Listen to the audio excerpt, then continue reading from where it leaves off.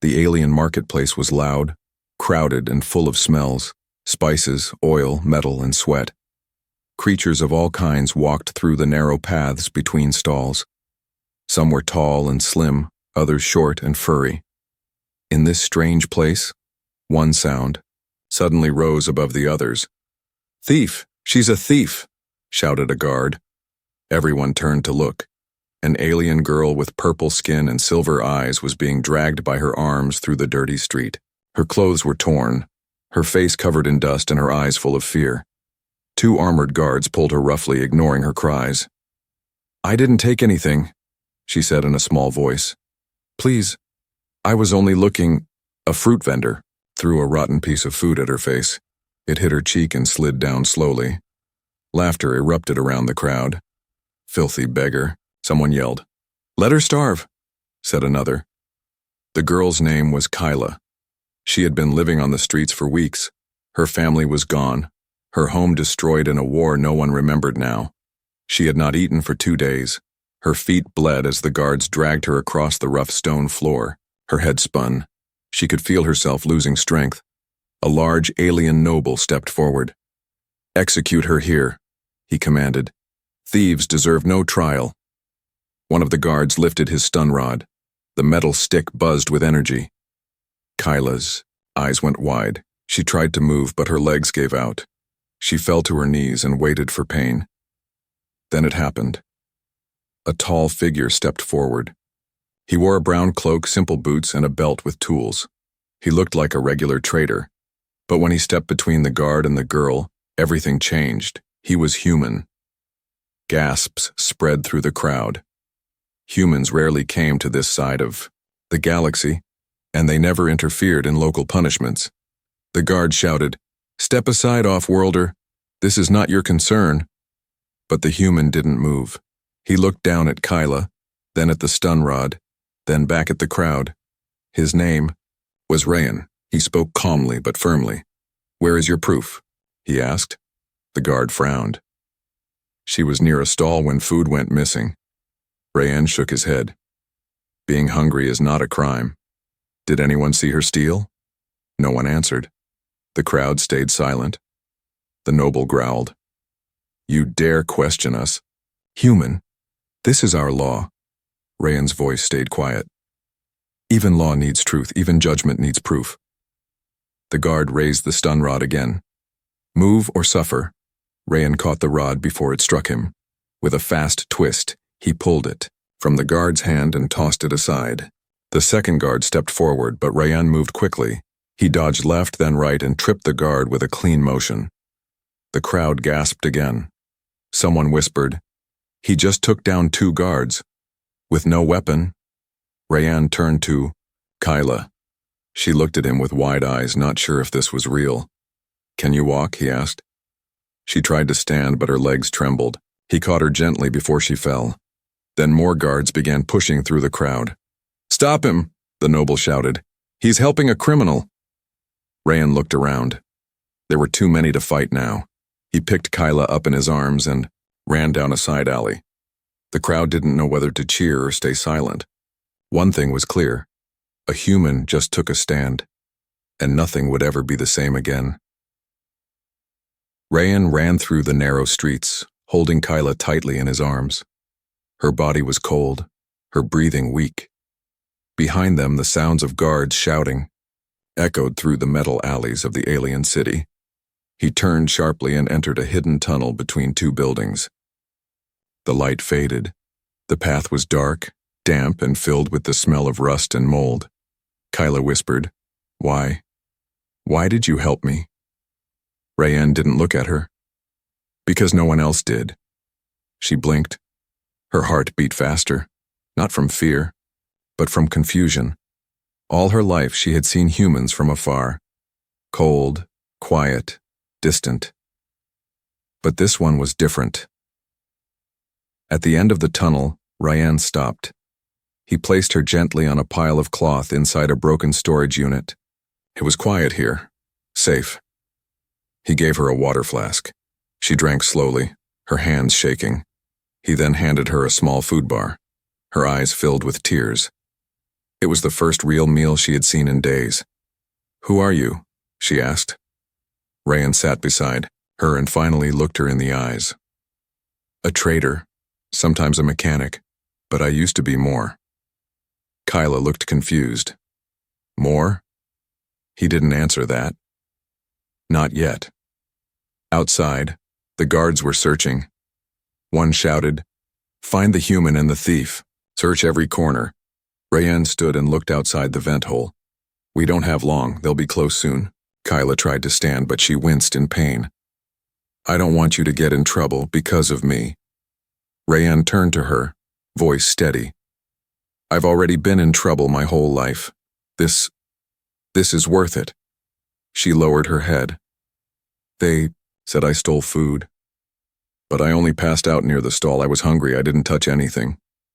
Rayan nodded. "I believe you." "No one ever believes me," she whispered. He paused, then spoke softly. "They believe what they're told to believe. But truth doesn't hide forever." Suddenly a loud bang shook the walls. Guards were now only a few meters away. Rayan pulled out a small device from his belt. With one press, a nearby wall creaked open. It was an old escape hatch from the city's old sewer systems. He motioned her inside. "You had this planned?" Kyla asked, surprised. "I never trust the streets here," he replied. As they climbed through the narrow passage, Kyla whispered again, "Why are you really helping? Me? You don't even know me." Rayan stopped. He looked back at her. "Because once I needed help too, and no one stood up for me." Kyla stared at him, understanding slowly forming in her eyes.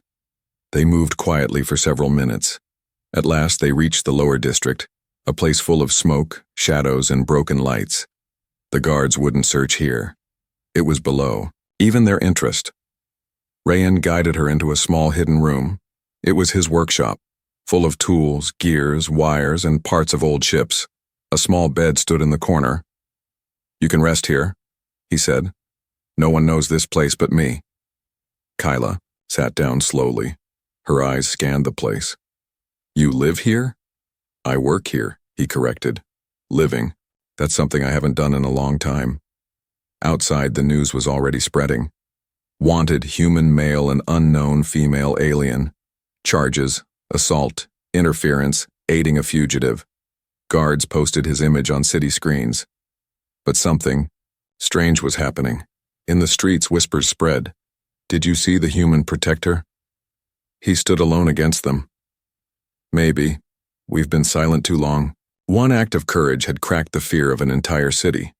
Back in the workshop, Kyla looked at Rayan and said, "You stood up for me when no one else did." Rayan replied with a soft smile. "That's how change begins." Outside, the city was changing. Quietly, slowly, because one human made a stand. For 3 days, Rayan and Kyla stayed hidden. Rayan gave her food, medicine, and clean clothes. Her bruises began to fade. Her strength returned. But outside, the city burned with whispers. Screens across the markets flashed his face. The news called him a dangerous outsider, a threat to local law, a criminal who attacked officers to save a thief. But many didn't believe the lies anymore. Vendors who saw the truth spoke quietly behind stalls. Children who once threw stones now asked, "Was she really a thief?" Something was shifting. Fear was cracking. But the peace didn't last. On the 4th night, Kyla heard boots outside the workshop. She peeked through the vent. 5 armored guards had surrounded the building. She rushed to Rayan. "They found us." Rayan didn't panic. He pulled open a hidden drawer. Inside was a compact armor vest, a magnetic baton, and a small, sharp, plasma knife. "You knew this day would come," Kyla whispered. He nodded. "I didn't plan to run forever." Suddenly the door exploded. Smoke and sparks filled the room. A stun grenade had landed inside. Rayan pushed Kyla to the floor and covered her. The shockwave passed. His ears rang, but he stood fast. "Human. Surrender now," the lead guard shouted as they marched in with glowing weapons. Rayan raised his hands, but not to give up. Instead, He activated his baton. It buzzed to life, pulsing with blue energy. The guards stepped back. "He's armed." Then the fight began. Rayan moved like lightning, fast, silent, with deadly precision. His baton cracked against a guard's knee, making him collapse. He spun, dodged, and struck again, taking down another. He wasn't just a traitor. He was a former Galactic Peace Force enforcer, a fact he had buried deep for years. But now, for the first time in a long time, the warrior in him returned. One guard aimed a blaster at Kyla. Rayan saw it and launched a sharp gear from his tool belt. It struck the weapon's barrel, knocking it aside. He charged the guard and slammed him against the wall. But then, a new figure entered, a large alien, dressed in black military armor, with silver spikes on his shoulders. His name was Commander Talak, sent by the noble Kyla, once escaped. Talak was known for one thing: no mercy. "You've caused enough trouble, human," he said coldly. "Hand over the girl." Rayan didn't answer. Talak pulled out a massive energy blade. "Fine, then you'll fall with her." Rayan breathed deep. He looked at Kyla. She shook her head, tears in her eyes. "Don't fight him. You'll die." Rayan stepped forward anyway. The two clashed. Metal struck metal. Sparks lit the dark workshop. Rayan blocked the first swing with his baton, rolled under the next, and struck back. But Talak was too strong. Rayan took a hit to the ribs. He groaned but didn't fall. He stood again. Talak growled. "Why risk your life for a broken alien, girl?" Rayan spat blood, then replied, "Because broken doesn't mean worthless." With a sudden move, Rayan threw a flash pulse at Talak's face. The commander flinched. Rayan used the moment. He lunged, slammed the baton into Talak's side, and stabbed the plasma knife into his leg. Talak roared and collapsed. The other guards, stunned and leaderless, fled. Silence filled the room. Kyla rushed to Rayan, who now leaned against a wall, breathing hard. "You're hurt." Rayan smiled through the pain. Still standing, she helped him sit down. Her eyes filled with tears, not from fear, but from something else. No one had ever fought for her like this. Not her people, not her leaders, only this one human. And outside in the city above, the news traveled fast. Human fights elite commander to protect alien girl. The truth may be different than what we were told. Some began questioning. Others began listening. And slowly, one fight began to light a fire in 1,000 silent hearts. Because sometimes, all it takes is one human who refuses to back down. The lower city slums were nothing like the bright towers above. Here, the air was thick with smoke. The streets were made of broken tiles and leaking pipes. Strange shadows moved in every corner. Most who came here never returned. Rayan carried Kyla through the back alleys. His wounds bled, but he walked with quiet strength. Kyla kept her hand pressed against his ribs, trying to stop the bleeding. "You shouldn't have fought him," she said softly. "I wasn't going to let them take you," Rayan replied, his voice low. After many turns and climbs, they reached a rusty metal door behind a garbage pile. Rayan knocked twice, paused, then knocked once more. The door creaked open. An old alien woman with no eyes but sharp ears stood behind it. "Rayan," she said, smiling with cracked teeth. "Still running into trouble?" "Always," he answered. She stepped aside. "Come in quickly, you're being hunted." The place inside was dark, warm, and filled with old tech. Broken machines, dusty books, and boxes of wires were stacked in every corner. It smelled like oil and tea. The woman's name was Mama Jixa. She was once a hacker, now forgotten by most. But in the slums, she was a legend. She looked at Kyla and frowned. "You brought the girl the Empire wants dead." "She's innocent," Rayan said firmly, "and I need a place to keep her safe." Jixa laughed. "Safe? Nowhere is safe, child, but you can stay for a price." Rayan nodded. "I'll pay." Later, Jixa stitched his wounds while Kyla cleaned herself in the back. She found clothes that almost fit, a soft tunic and boots with holes. but to her they felt like silk. For once she didn't feel dirty. She stared at herself in the cracked mirror. Her silver eyes looked tired, but alive. In the main room, Rayanne sat by a small fire. Kyla joined him slowly. "I should leave," she said. "I'm putting you in danger." Rayanne looked at her. Danger was already waiting for me. At least now it has a reason. She sat in silence. The flames danced in her eyes. Then she spoke. "I wasn't always like this. Homeless, dirty, hunted. I used to wear robes, made of light thread. My home had gardens with singing crystals." Rayanne listened. "My father was a council member. He found out secrets how the nobles were stealing from the poor, framing innocent people. One night soldiers came. My parents, they didn't survive." Her voice cracked. "I ran. I've been running ever since."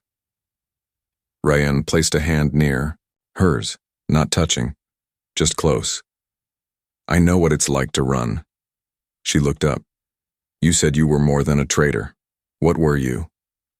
Rayanne stared at the fire. "A soldier. I fought in wars for people who didn't care if I lived or died. I followed orders, even bad ones, until one day I didn't." He closed his eyes for a moment. "That's when I became the enemy." Silence filled the room. Then Jixa returned with a small data chip.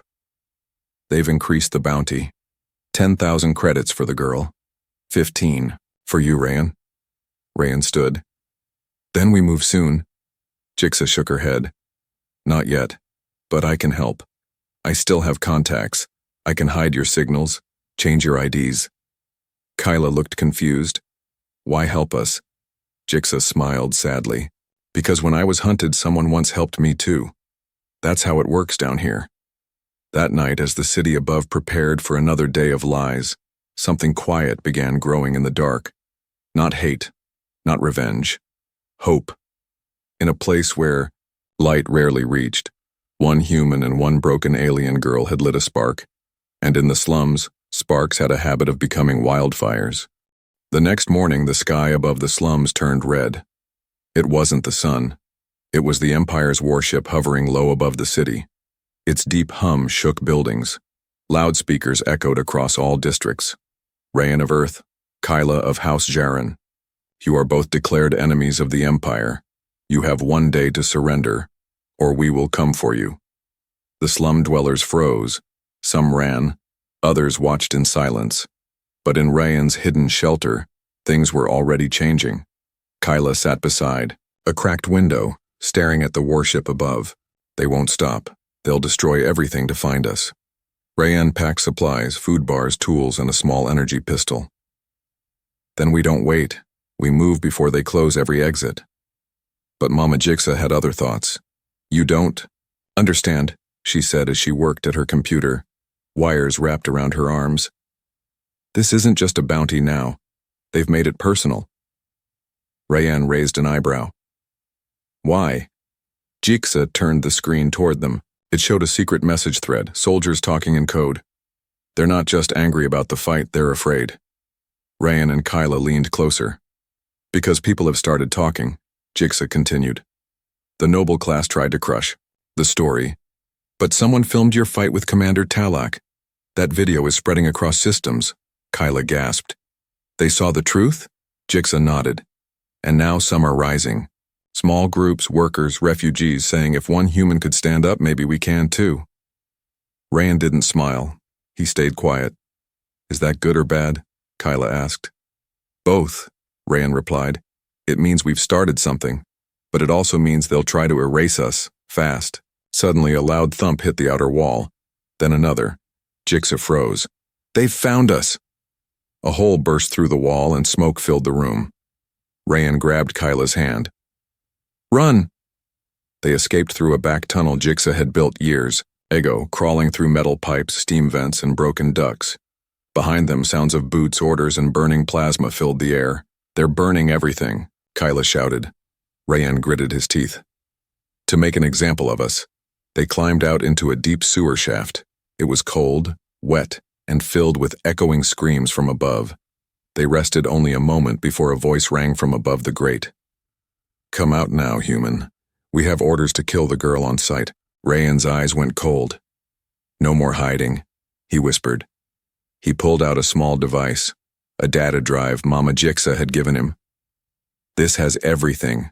Proof of Kyla's innocence, her family records, the noble corruption. All of it." He handed it to Kyla.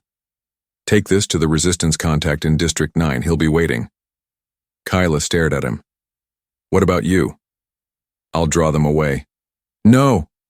Her voice cracked. "You'll die." Rayan smiled softly. "Only if I stop running, but I won't, not yet." Before she could argue, he kissed her forehead gently and ran in the opposite direction. Kyla, heart-pounding, crawled through the lower ducts. Every turn echoed with noise, but she didn't stop. She carried not just her life, but the truth.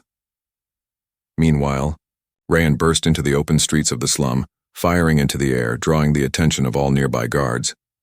"There!" one of them shouted. "The human!" Rayan turned and ran. Guards chased him like wolves. Blasters fired. He dove, rolled, and kept moving. Every block he passed, more eyes turned. Some poor, some broken, but all of them watching. He had become a symbol. And Kyla, far below, whispered to herself, "Don't die. Not after everything you gave me." Above the city, the Empire watched and waited to crush them, but it didn't know something yet. One spark had started, and it was spreading. The Bow trial was never meant to happen. The Empire didn't hold trials for street girls and rogue humans. It simply erased them, quietly, silently. But this time, the silence was broken. The video of Rayan's fight with Commander Talak had spread across 5 star systems in 3 days. People were talking, asking questions, sharing the truth. Too many eyes were now watching. To stop a riot, the Empire made a decision it had never made before. "We will hold a public tribunal. The human and the accused girl will be judged before the council." But it wasn't justice, it was a show. A trap. Kyla stood in the courtroom, chained, her hands trembling. She wore clean clothes now, her silver eyes calm but full of pain. Rayan stood beside her, his arms bound but his back straight. The High Council chamber was huge. Hundreds of nobles sat in a circle. Floating cameras streamed the event to every district. Soldiers lined the walls. Snipers stood above. And in the center, Lord Vasher, the same noble who destroyed Kyla's family. He smiled at her like a snake. "Let the trial begin." A loud voice echoed from a speaker. "Kyla of House Jaren, you stand accused of theft, fraud, and treason. Do you deny these charges?" Kyla looked up slowly. Her voice did not shake. "I deny them. All of them." Gasps rippled through the crowd. "And do you have proof?" Lord Vasher asked with a smirk. Kyla turned to a small screen placed on the table. She inserted the data drive Rayan gave her. The room dimmed as a hologram lit up. A video played. It was Lord Vasher himself, recorded secretly. He spoke with other nobles, laughing about framing Kyla's family, stealing their land, and making sure the girl vanishes before she speaks. The crowd went silent. Rayan's eyes narrowed. Lord Vasher's smile disappeared. Then the crowd began to shift. A murmur, then louder. One noble stood. That's his voice." Another shouted, "He lied!"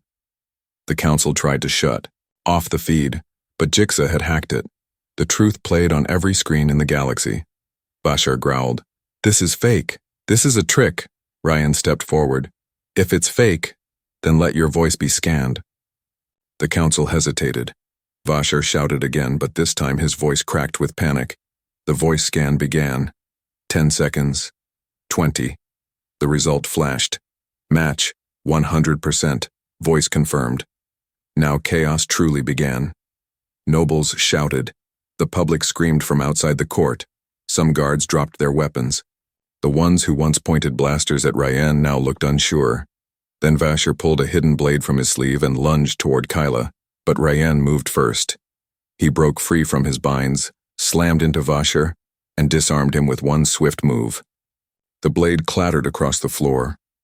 Rayan stood over Vashar, his hand clenched in a fist. Everyone held their breath.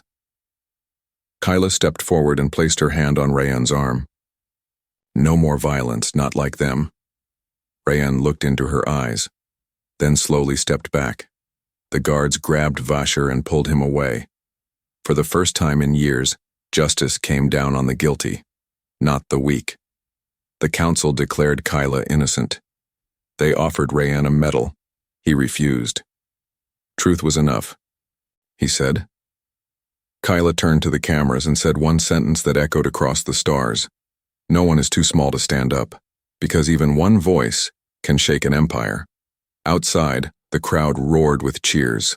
The poor, the silenced, the forgotten. They finally had hope. And at the center of it all stood a quiet human, and the girl the world tried to destroy. The empire thought it was over. They believed clearing Kyla's name and arresting Lord Vashar would calm the storm, that people would return to their quiet lives, that silence would return. But they were wrong. The storm had already begun, and now it was growing. 1 week after the trial, Kyla stood in the sunlight outside the old court building. Her chains were gone. She wore a white robe stitched by hand, gifts from those who once threw stones at her. Children now ran to her offering flowers. Vendors gave free food. Even soldiers nodded in respect. She had once been hunted. Now she was honored, but her heart was not at peace. Rayan sat nearby, fixing a broken comlink with his tools. He looked tired, but calm. His wounds were healing, but his silence spoke louder than words. Kyla sat beside him. You saved me more times than I can count. Rayan glanced up. You saved yourself. I just stood with you. She smiled. You could have walked away, but you didn't. He looked away, his voice low. I walked away too many times before. For a moment, they said nothing. Then Kyla reached into her pocket and pulled out a new ID chip. It's official, she said. The council returned my family title. I can claim my father's house and his seat. Rayan raised an eyebrow. You're going back to politics? No, she said. I'm going to tear down the old system and build a better one. Rayan actually smiled. Sounds dangerous. Not if I have someone watching my back. He looked at her unsure. She placed her hand over his. I don't want a bodyguard. I want a partner. Before he could reply, a loud explosion shook the air. Smoke rose from the city square. Kyla and Rayan rushed to the scene. A rebel group, angry and scared, had attacked an imperial station. But the people stopped them, not with weapons, but with words. We don't need more blood, shouted one woman. We need change. Kyla stood on a crate and spoke to the gathering crowd. We already made the empire kneel once, without guns. Let's do it again. With truth. With unity. Not fear. Cheers followed. A new banner was raised that day, black and silver, marked with a symbol of a flame inside a hand. The sign of the stand. It was more than just a movement. It was a message that even in a galaxy ruled by fear, one human and one shamed girl had reminded everyone of courage. Weeks passed. Small revolts turned into peaceful marches. Cities once controlled by noble greed began listening to their people. Corrupt officials were removed. Trials were reopened. Broken voices were heard again, and at the center of it all, Rayan and Kyla walked side by side. They didn't want thrones.